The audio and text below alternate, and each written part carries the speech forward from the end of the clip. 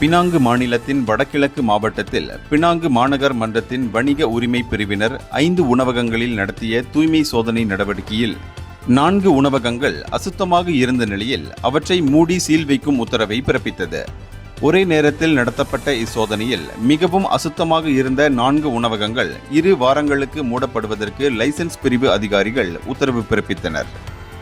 சம்பந்தப்பட்ட உணவகங்களின் உரிமையாளர்களும் அவர்களின் பணியாளர்களும் டைபாய்டு தடுப்பூசியை போட்டுக் கொண்டுள்ளனரா என்பதை உறுதிப்படுத்தும் வகையிலும் சோதனைகள் நடத்தப்பட்டன. மேலும் உணவகங்களில் வெளிநாட்டினரை பணியமர்த்தும் விவகாரங்களில் கையாளப்பட வேண்டிய விதிமுறைகள் தொடர்பிலும் சோதனை நடத்தப்பட்டன. சோதனை நடத்தப்பட்ட உணவகங்களின் சமையல் அறைகளில் காணப்பட்ட அசுத்தமான தளவாட பொருட்கள், எலிகளின் நடமாட்டம், அவற்றின் எச்சம் இருந்ததை வணிக உரிமம் பிரிவு அதிகாரிகள் கண்டனர்.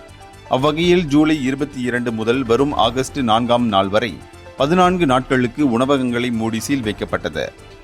இந்தியர்களின் இதய குரல் மக்களோசை.